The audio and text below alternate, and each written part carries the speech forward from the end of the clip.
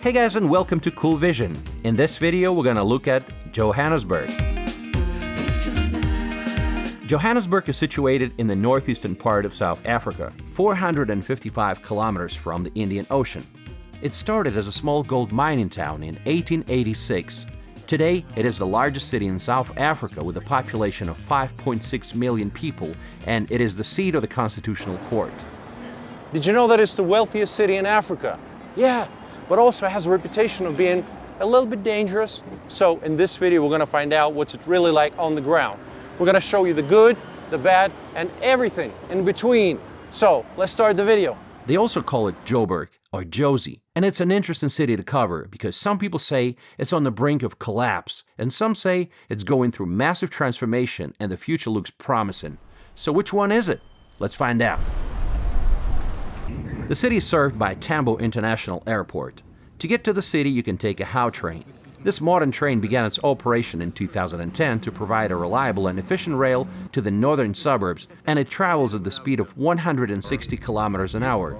It's clean and safe, and it can even take you to Pretoria. The HOW train has grown to become a huge success, and now a 149-kilometer-long expansion project is underway.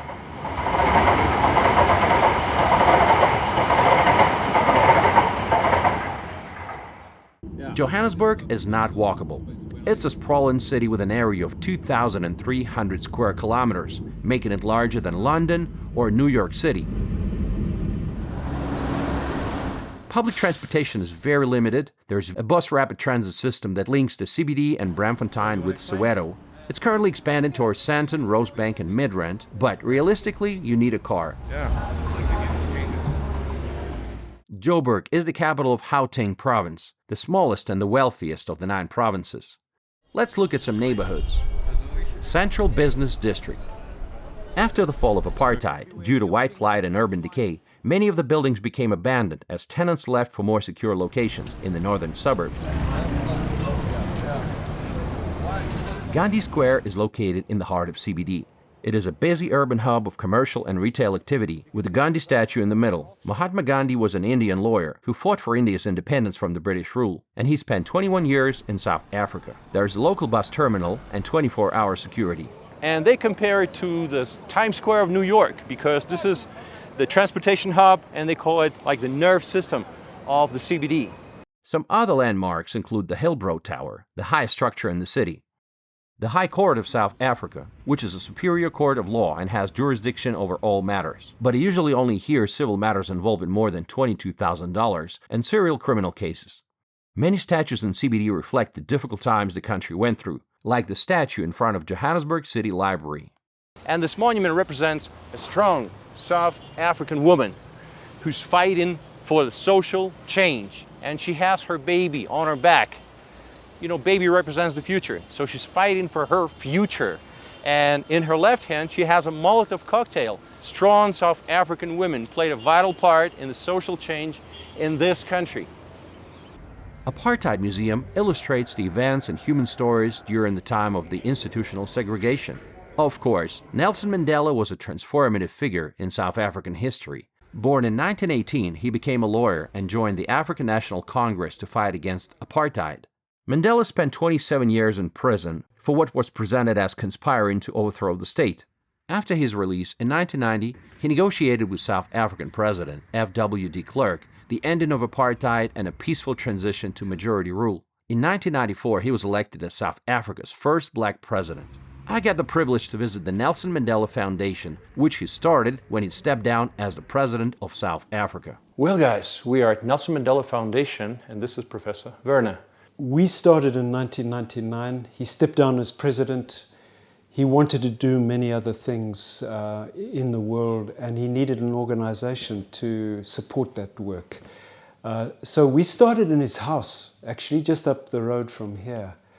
Right now, South Africa is not the country of his dreams. What is it that's missing? Well, we haven't done very well at addressing the systemic issues. We inherited a deep societal patterning through centuries of colonialism and then apartheid. And I think we underestimated the extent to which that patterning determines how society works, even if you have a constitution, even if you have a formal democracy. So I'm a white person. It doesn't matter what I do in my life. The fact that I'm white means that I'm still benefiting from apartheid. How do we shift that so that black South Africans have the same opportunities, the same expectations as their white counterparts? You know, that 1995 Rugby World Cup final, where he wore the Springbok jersey, right? All right. Now, that was the big symbolic act to say to white South Africans, this Springbok used to represent your interests. Okay. But now I'm telling you it represents all of our interests, white and black. Right. Nelson Mandela, he knew how to do the hard work. And I'll just show you an example from here. This is one of his notebooks. I think you can see, just from the handwriting, the way he structures the page, that this is a person who is diligent, who is perfectionist. These are drafts of letters he was writing. And for every one of these, you can tell who he's writing to. He's written it all down. Probably the best known award is the Nobel Peace Prize, which he received in 1993, together with F.W. de Klerk, the apartheid leader. So the two of them received the award as recognition for the negotiated peace that was then underway. So every Nobel laureate gets this kind of record of the award together with, and that's an original artwork, together with the medallion, which is solid gold. It is. Yeah, so you will find a copy up in the permanent exhibition upstairs. The public can see that, Right. but it's only VIPs like you who can come and see the original. Wow. And Pelé. Okay. You can see what Pelé said to Madiba there. Good luck. Good luck. Yeah. And this one says... This one, I'm not sure. Do you understand Spanish? Okay, guys, if anybody can read this, let me know in the comments. Can you name some of the big name people that came to see you and you showed them around? Sure. Well, Lewis Hamilton, Barack Obama, Michelle Obama, Prince Charles as he was then, Prince Harry, I mean, you know. Bill Clinton? Yes, Bill Clinton, Hillary Clinton. Yeah. Can you believe that I'm now one handshake away from Bill Gates and Barack Obama? This should make me feel important. And this represents CBD is changing. Some renovated parts look nice, like the mining district, which was turned into an open-air street museum with mining sculptures, street musicians and restaurants.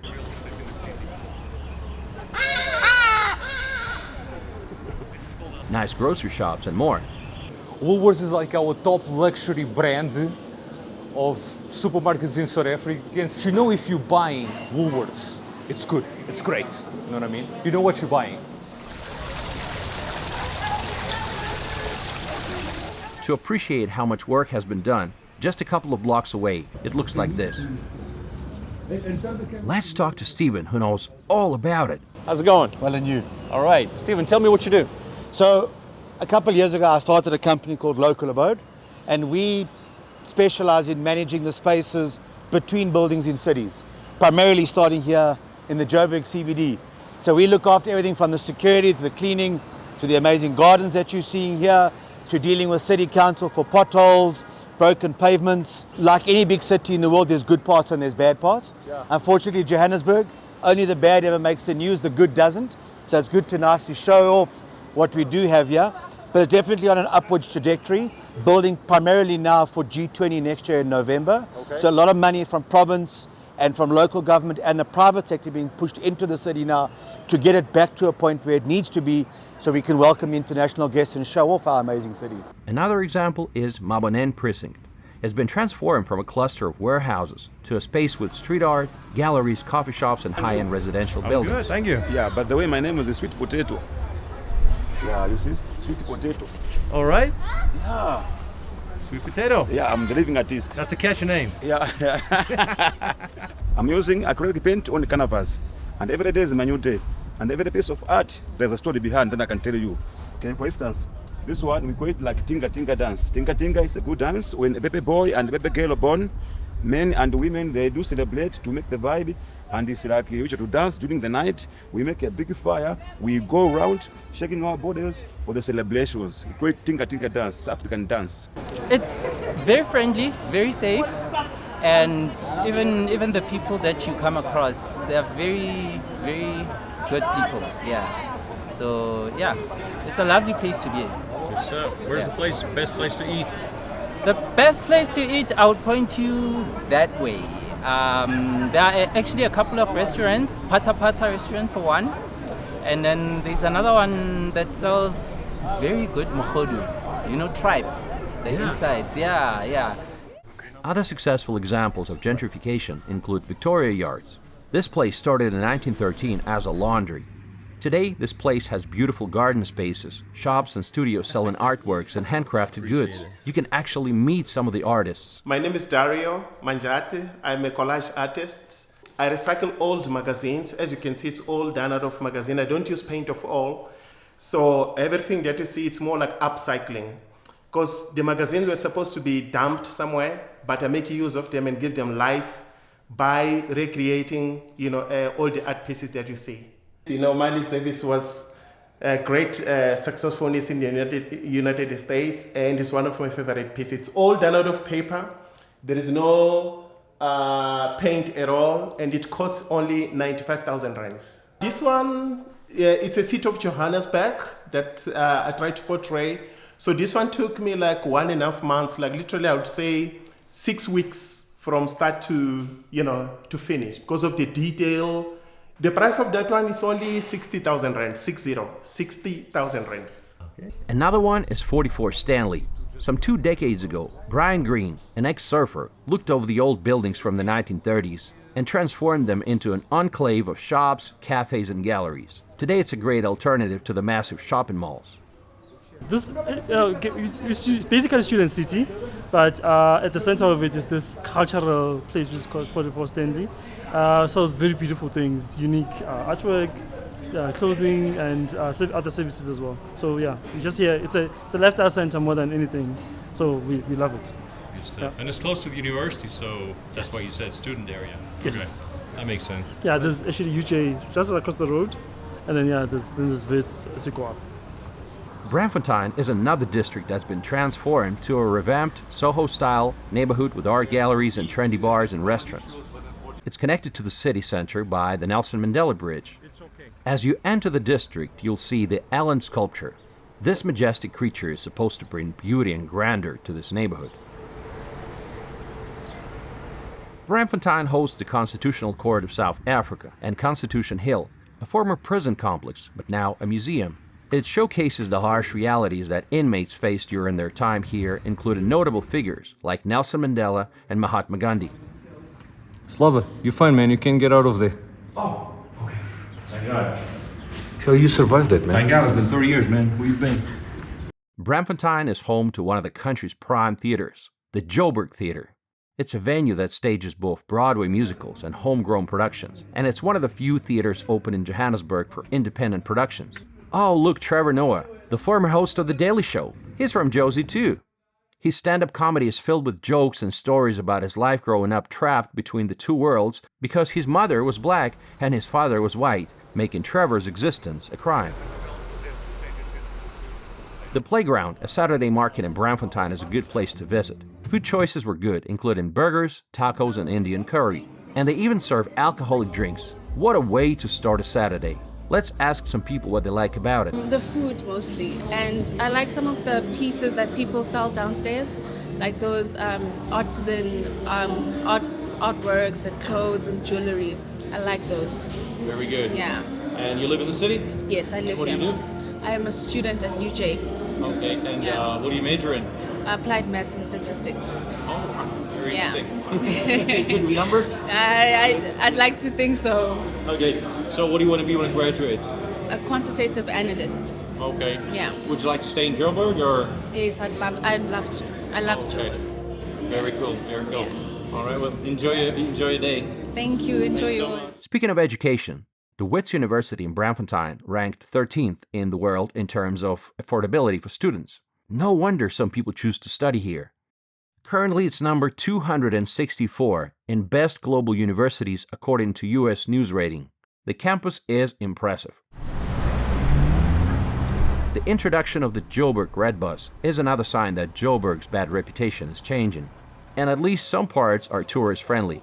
It's a good way to explore the city in 2 hours and 30 minutes. Now let's walk around Braamfontein.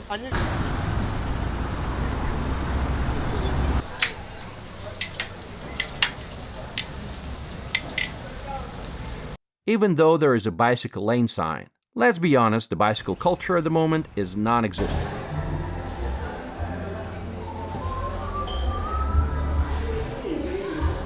Saibono Discovery Center is a fascinating museum for kids. Absolutely fun and engaging exhibitions from dinosaurs to engines and rockets. It's sponsored by so many big-name companies like BMW. Whoa, it's a hot air balloon. Yeah, now it's up in the air. See? Whoa. So now there's enough hot air to build up that difference and take it in the air. But I was a little bit disappointed to find that it's almost empty. Don't kids like science anymore? Locals believe CBD has so much potential. I mean, look at some of these buildings. This is Richest Street Post Office, built in 1897, but it's been abandoned for years. And now with G20 Summit coming up in 2025, there are big plans to gentrify some of the areas. Thousands of CCTV cameras have already been installed, and it decreased crime dramatically. Meet Ade, a developer from Britain. When I left London in 2005, and I went back 2 years later, I realized that I couldn't even afford to buy the flat that I used to live in because, house prices and everything had gone up. So when I came here, I looked at where is that likely to happen in Johannesburg, and town was that. Back in 2005, my colleague said to me, don't go to town, you'll get shot. That's what they said to me. I was like, oh, okay. I took a drive one night and I'm driving around, it's like, it's not that bad. Load shedding in South Africa was a big problem for a long time. Yeah. So we put our own backup system in, so all the lights, TV, Wi-Fi was all fine. And then we haven't had load shedding for the last 6 months, which is a good thing, but we still spend a lot of money on it. I made a bet years ago that Johannesburg would follow the same cycle that most other major cities do. You get the sort of denigration and things start to go bad, and then you get the youngsters and the arts culture moving into those spaces, and then you get the new tech moving into those spaces. That brings up the value. And as people who studied around here like to stay around here, as they move into sort of bigger and better jobs, up goes the price, the value of the city. It gets clean, it gets comfortable, you get schools, all those sorts of things that mean it can support like the next generation of life. So I still bet that it's gonna happen the same way. I came from London. I used to love football, and when I designed my place, I wanted to be able to watch football in bed, because in London I lived in a small studio apartment and I watched football from my bed. So this wall slides all the way back so I can watch the football from my bed, and what you can't see there is that there's a projector screen that comes down from behind over there. And we put a projector. When you develop your own space, you can make it fit your life. So it's wired for a great sound system. It's hardwired, all the cabling under the floors, so you've got surround sound behind you. What are some of your favorite parts of town? My favorite experience, and you should try this guy, his friend Sansa. He has this dinner club in Yeovil. The Rand Club is becoming interesting, which is old gentleman's club, cigars. Back in the days, the only woman who was allowed in the Rand Club who wasn't working there was the Queen. And next door you've got Water Zulu House, staple of the ANC.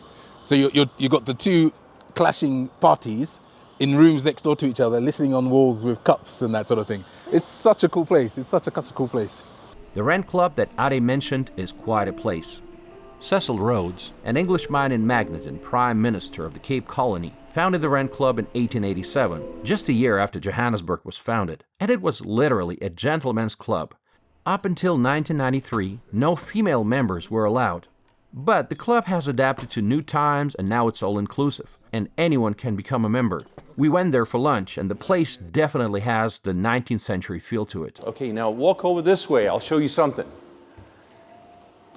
I don't know if you knew this, but this is the longest bar in all of Africa. Wow. So what are we drinking today? Would you like some beer? Or would you like something stronger? Yeah, I wish I could jungle those things, right? A gentleman's club in Johannesburg. Yeah. So yeah, it was good, eh? We're not members of the high society. But some other areas of CBD still have a long way to go to be considered safe. We visited Hillbrow. Historically, it's been known for high levels of unemployment, poverty, and crime. But from 2002 onwards, there was a critical mass of good buildings, that is, property owners, tenants, and management companies that were tired of the chaos on the streets and started thinking strategically as a community. In 2004, a residential neighborhood community was formed that was called Ikaya. It was the first of its kind. My name is Bafigile Mkize. I'm the Hillbrow Ekaya City Improvement District organizer. Jozi Etla was the first organizer in this regeneration. She's the one who was walking door to door, flat by flat, trying to find out who owned the flats and come together to talk about the issues of Hillbrow. They also started a community-based security company and revamped their local parks that were no-go zones. People were marked here. No one could go past through here. As you can see now, this is a home of all the kids and community in Hillbrow. And now Ikaya Park features a full-size soccer field, solar lighting, tennis tables, and children's playgrounds. And we've got one upcoming project, which is going to be another exciting one following Ikaya Park. This is the El Cairo Park. This is a women's park and girls. We have realized that we've got so many spaces for soccer, but we are still lacking on women and girls. Yes. These are the boys using this park. Oh. They are playing here to develop their talents. Okay. So Hillbrow is a neighborhood that have got... Please by me, Manchester United. You see, you're here now. When you guys grow up, what do you want to be? You want to be soccer players? Soccer player. Every one of you? No. No? I want to be an electrical engineer. Okay.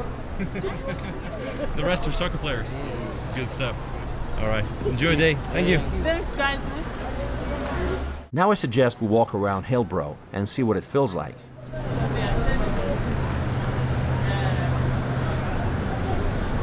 How's it going? How you doing? How you doing?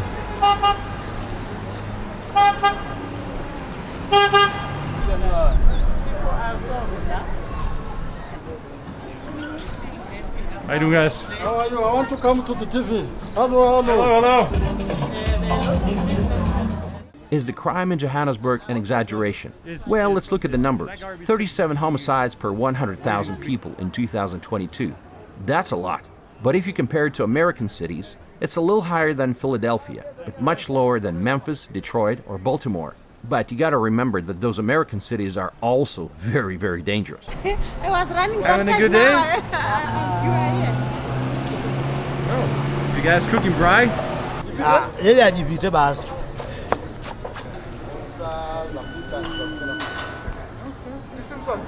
We always put in the link Rico too geeked on IG.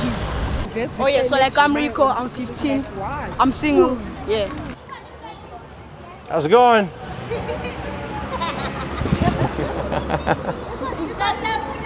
Come back. Thank you very much for coming to our area. We feel proud that we are visited by people who come from other places, rather than people through perception who say Hillbrow is a no-go area. Hillbrow is a home. It's safe, it's friendly, it's everything that you need. Thank you very much. Another interesting success story is Pointer City. This legendary 55-story cylindrical building with a core in the middle was built in 1975, but by the 1990s it was hijacked and many gangs moved into the building and it became extremely unsafe. Alvaro gave us a great tour of the building. Okay, so welcome to Pointer City Apartment. For us to have access, we're just going to use the first turnstile over there to be granted access. So you can just go through that and you'll find the lady from inside, she's going to open the turnstile for you. The name City was it being designed for being a city within a city. The idea was that this building had to be self-sufficient with its own grocery stores, barbershops, cafes, and daycares for children.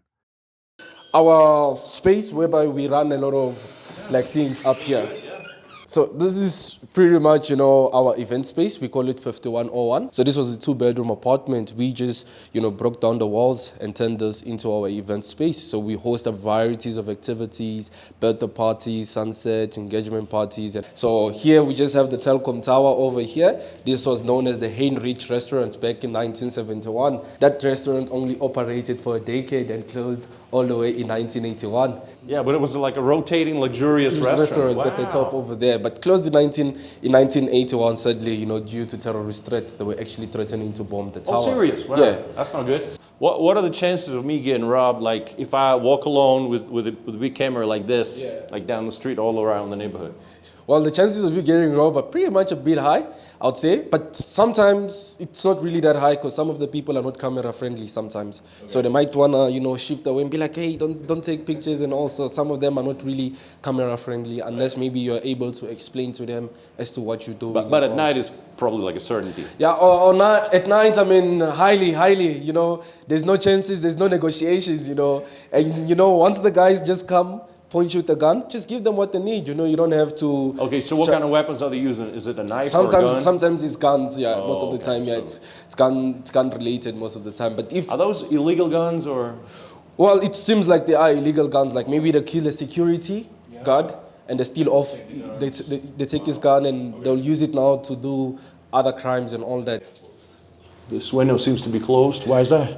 So the windows have been welded shut. It's actually because of people's habit of littering the trash through those windows. So they've sealed them since 2014 and has never been opened ever since then. So now we're gonna get to go to the car where the trash actually piled up. So we're gonna get to see some dead bodies in there. Finally, in 2007, Pointer changed ownership and it was redeveloped. And when they cleaned up the 14-story tall pile of trash in the core of the building, they found 23 dead bodies. So you can only imagine what kind of misery its residents had to go through. Yeah. But this, you know, has gone from being a trash hole to a Hollywood scene where quite a lot of movies have been shot down over here. Resident Evil Final Chapter 6, Judge Dredd, District 9, the Team Seal 8.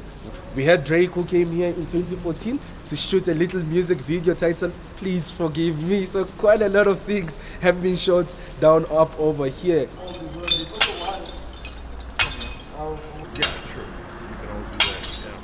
Tell me about yourself. What's your native language? Oh, my native language is French and Swahili. So, je parle, nasemaka. So it's, you know, I speak some, you know, French and Swahili. And I'm originally from the Democratic Republic of Congo, born in Congo, but raised in South Africa. Came here in 2006, you know, to seek asylum. And I've been here since 2006 till today. So what are some of the steps you guys did to improve the building? Well, we installed about 480 cameras in and around the building to help with security. Ponte is safe. I mean, we've got 24-hour security here, and we don't really have any incidents here at Ponte. Everybody knows that the security at Ponte is very, very tight. Okay, so security really makes people behave. Yeah, definitely. And nowadays it's attracting people because some of the people that moved in this month, they moved out of their old buildings because of security issues. But the city is nowhere there yet. Currently, there are over 100 hijacked buildings. All right, guys, we're here in Johannesburg, and today we're about to do something very unusual. And we're going to visit a hijacked building. And my friend Alvaro is going to help me out with that because he knows the right guys, and he's going to make it possible. So yeah, I've been here for the past couple of years, and I stay with my brother here. His name is Rasta, as you heard. Sometimes the people die here, and then the paramedics, the police, the forensics, the don't want to respond. They're scared to, so they sit a while, stick a while around, and you find a body sitting about a week, 2 weeks. It gets bloated and stuff and worms and stuff. And let's go then. Yeah, as you can see, they actually drop the rubbish from their windows and it just falls in. This is Rasta's wife, by the way. Let's go. Rasta's wife. you can imagine what this place must be like at night. It's quite scary. You always hear someone screaming, shouting out for help and stuff. This is Soldier. He's one of the tenants here. He's a very good guy. He's been here for quite a long time. That used to be a 24-hour drinking spot. It's closed now. So yeah, this is how the people set up their places. It's just curtains and it's just curtains, and some of the places is abandoned. So the guys use it to dump excess baggage.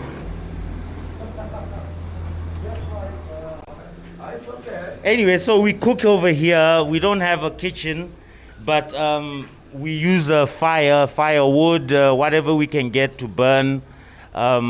He's been here once when we used plastic to cook. Wow, everyone ran out because of the fumes. There are a lot of kids here, and it's a weekday. These kids are supposed to be in a school somewhere, but because their mothers have no support structure, or some of the mothers are foreign, so the government doesn't actually cover them. There's a few non-NGOs that come over on during the weekdays or on weekends and hand out food to the kids, sweets to them, you know, try and get them a bit happy. But that doesn't change the situation. That doesn't change anything. The kids are still not in school. The kids are still loitering, and the only thing they're learning is fuck you. Other than that, I'm busy with my brother. As you can see, he's busy with his expertise here. He's what you might call it, an electrician. So being an electrician, he basically anything that pumps megahertz, he's on it. Some things he takes from scratch and makes them workable, you know. He made his own tester because they keep stealing the original ones. You can't really keep anything here. Sometimes you find that I have to go out, he has to go out, his wife has to go out, so the place is left alone.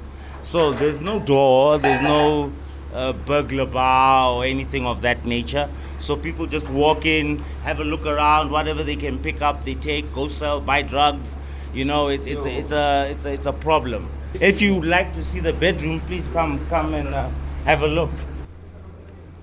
So yeah, all the teddy bears, because we love children, and we try and help out with the kids as much as possible. So most of those here we call them mukukus.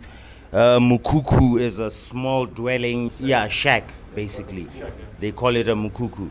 So you get a couple of these going all the way down to that side there, and the majority of them are housing criminals.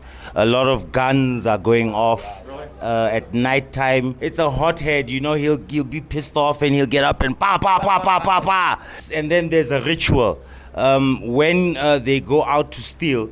They pa pa pa pa, and they go out and steal, commit crime. When they come back from stealing, it's pa pa pa pa. Talk about corruption. Look, those cops came to collect bribes in broad daylight. That is why people police, but they can't always. They give them money and then they go. And if they catch him with a gun, the owner of the gun, they can give them money. They can give the police money, then the police go. You know, the corruption is too much here. As we were ready to exit the building, the guys had to make sure we're not going to be jumped on by other gangs, because they might have seen us entering the building. There's the 26, the 27, and the 28. So the top of the whole thing is probably the 28s. The 26s are a little bit lower, but you don't want to mess with these guys. I asked Steve what he thought about hijacked buildings. So you've got to remember, the history of the country has always been one where we've been taught to be scared of one another. And the white people were scared of the black people and vice versa.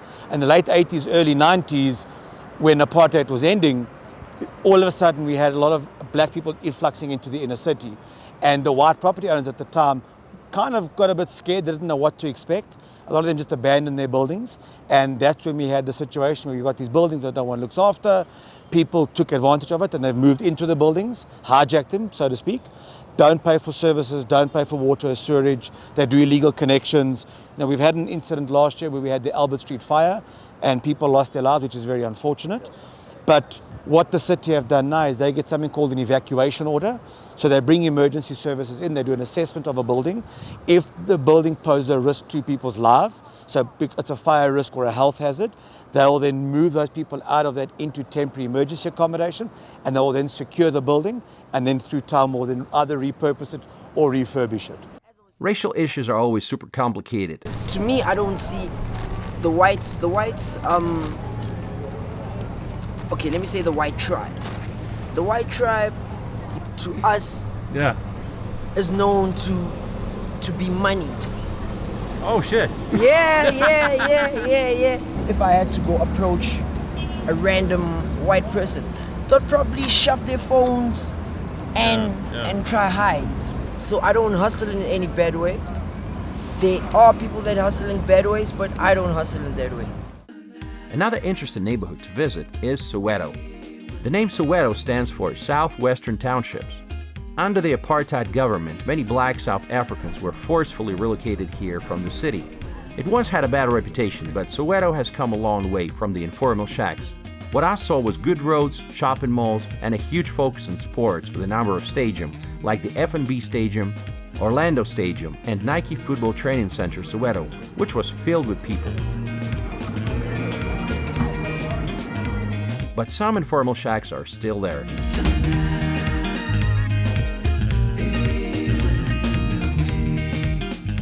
From the 1950s, Soweto became an epicenter of political campaigns aimed at overthrowing the apartheid state. The Hector Peterson Memorial and Museum is dedicated to preserve the memory of the 1976 Soweto uprisings.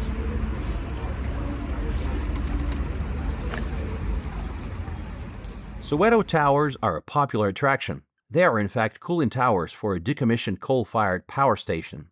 Today they're used for bungee and base jumping from a platform between the top of the two towers, as well as a bungee swing into one of the towers.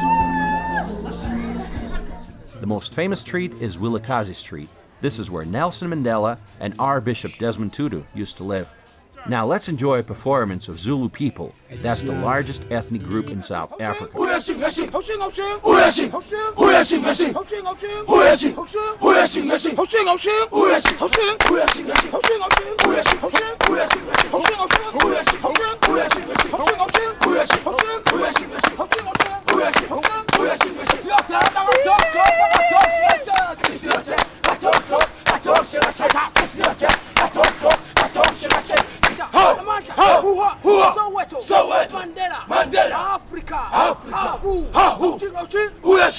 What really surprised me in a good way is the vibes of Soweto. As we were leaving around 5 p.m., the whole city felt like a party place. Everybody outside, dancing, drinking, walking, and partying. Now, let's look at the affluent areas of Johannesburg. Westcliff. It's a wealthy suburb with a lot of old mansions, and the site of the Westcliff Hotel, also known as the Four Seasons Hotel. Next one is Houghton Estate. With jacaranda-lined streets, it's one of the most affluent suburbs of Johannesburg. Nelson Mandela lived in this neighborhood during his presidency. This suburb is famous for the Monroe Drive. It's a famous scenic drive built in the days of the gold rush, named after John Monroe, a director of the Johannesburg Consolidated Investment Company. The Houghton Hotel was voted Africa's leading hotel for 2020 by the World Travel Awards. It boasts a signature 18-hole golf course and an 8-kilometer parkland running track. Next one is Sandton. It's known as the richest square mile in Africa. It replaced CBD as the new financial hub. It hosts Johannesburg Stock Exchange, the largest in Africa, many companies' headquarters, and Nelson Mandela Square, a large shopping district resembling a traditional European town square. Monte Casino is a popular leisure and casino complex with a charming Italian village vibe, cobbled streets, piazzas, and stunning Tuscan architecture. From the vibrant casino to the impressive theater scene, there's something for everyone, sort of like South African Vegas. Sandton is where you find the fourth wealthiest neighborhood in the country, Sandhurst, with an average home price of $1 million. It's a peaceful oasis in the middle of the concrete jungle, offering lots of greenery and the highest level of security. And this is where you find the city's most luxurious hotel, Saxon Hotel, where Beyonce and Jay-Z, Oprah Winfrey, and other celebrities stay for $5,000 a night.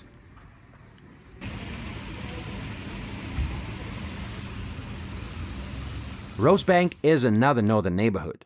It's a trendy suburb with an outdoorsy atmosphere. Bars, hotels, clubs, and several shopping malls, including the Mall of Rosebank and the Zone. Very walkable and safe. Rosebank is where you find the fanciest petrol station in South Africa. It's called The Pantry. It's a grocery, patisserie, ice cream, pizzeria, and coffee shop, all in one petrol station. Joburg sure has some innovative and creative entrepreneurs.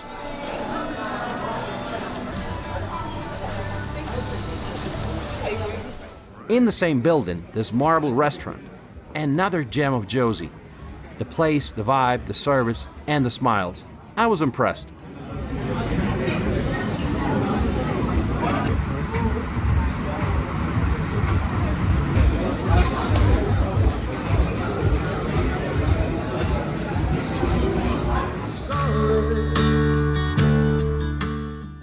I saw this guy singing at the intersection. Let's enjoy some music.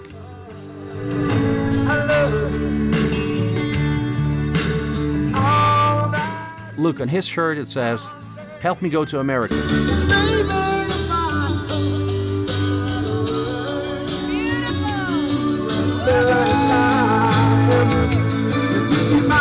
Melrose Arch is another stylish neighborhood with high-end fashion stores, cafe culture, and supercar dealerships. I'm Siobhan Lizamore from Joburg. From Istanbul Kebab restaurant to your normal cafes, it's some of the best of diversity you get here. And yeah, like I say. What brings you here today?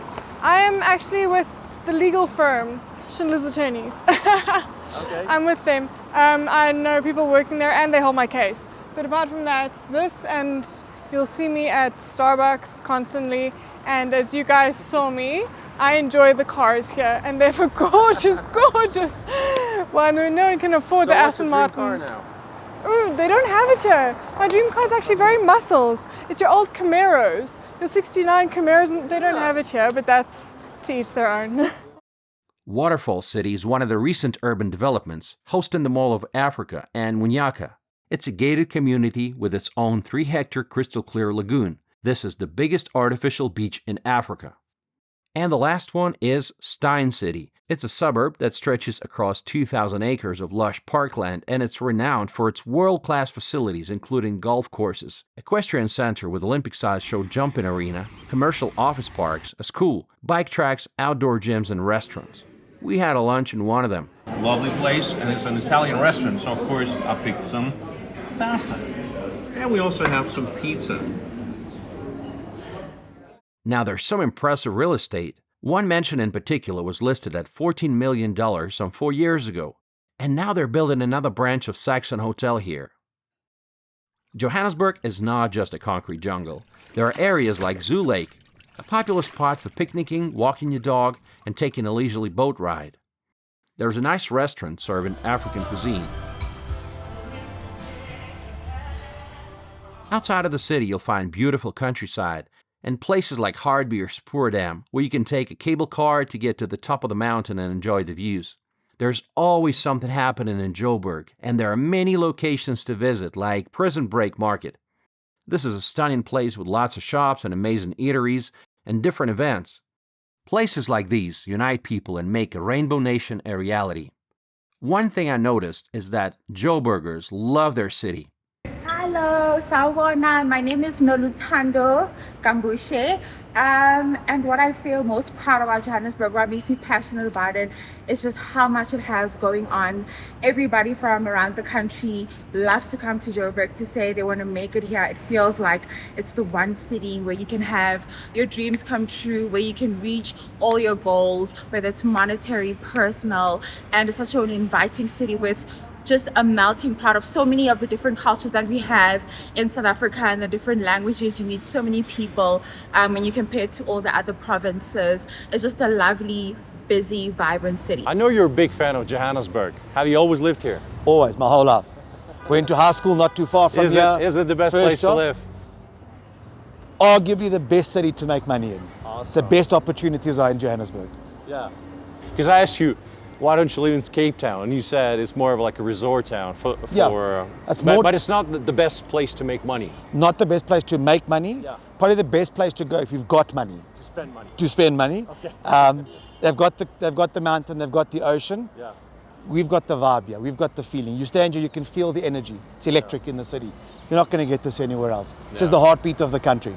Sits here. Stephen mentioned it's a good place to make money. Let's look at the monthly wages.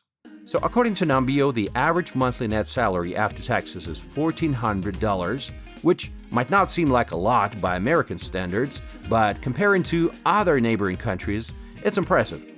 So that explains why everybody wants to come to Johannesburg. Does Johannesburg look like the city on the brink of collapse, or does it look like it has a promising future? Let me know in the comments, I want to hear from you. Thanks for watching, give this video a thumbs up, and I'll see you in my next video, and it's gonna be about Cape Town.